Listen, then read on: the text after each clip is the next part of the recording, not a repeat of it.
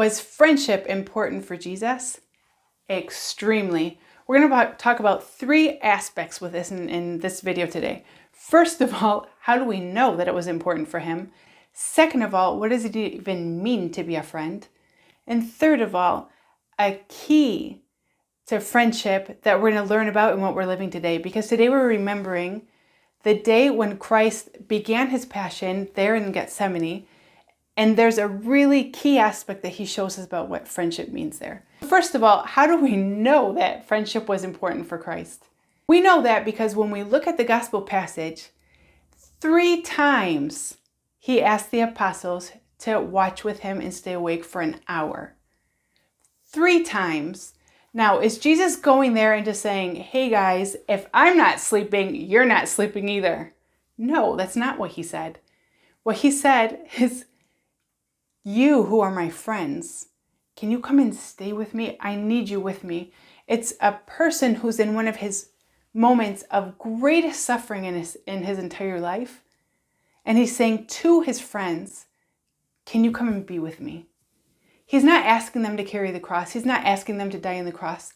He says, can you just stay with me? So we see how important friendship is to Christ when we look at today, because he didn't want to suffer alone. He didn't say, oh, I can do everything on my own. But he said, I want you to walk with me. I want you to be with me. That's how much I care about you, that I want you to here together with me. And that leads us to the second part. What does it actually mean to be a friend? To be a friend, when we look at this, means that I can give freely and I can also receive freely. Because if I'm a person who just gives and gives and gives without expecting anything in return, that's really nice, but that's called charity. That's not called friendship. Friendship is when I can give without expecting anything in return from the other person. But at the same time, I also receive from that person freely without demanding anything. Because I give to them and they give back to me. And so Christ here is showing that, no, yeah, guys, this is like the real deal. He's gone through 3 years with his apostles, giving them his time, forming them, teaching them. And now he's, as a friend, not demanding anything, but saying, hey, I'll take your friendship in this moment that I need it. I want you to come stay with me. So there's this whole dynamic of giving and receiving freely. And that leads us to the next key about what friendship actually means. Because when we look at this friendship that Christ lives and what he shows us in the evening of Gethsemane while he's there saying, Father, I'm terrified about what's about to happen, but come and help me. So he's there suffering, he's petrified, but he's living it with his friends. And what happens? He asks this simple favor of his friends, and they weren't able to. 3 times he asked them to stay with him for an hour, and 3 times they all fall asleep. So what's this first key? This key is that he's able to forgive. He's able to look at them and realize that they're limited, that they didn't make it, that they weren't able to be even that simple petition that he made. But he's also able to recognize that there's something deeper there and that there's a love and a friendship that goes beyond their own limitations.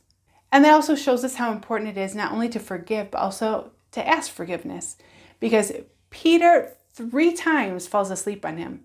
Later on in the evening, 3 times he denies Christ. And then after the resurrection, when Christ comes and looks for him and they're having this nice little chat at the bonfire, 3 times Jesus says, Peter, do you love me? And Peter says, I do, but you already realized that I'm not really making the cut.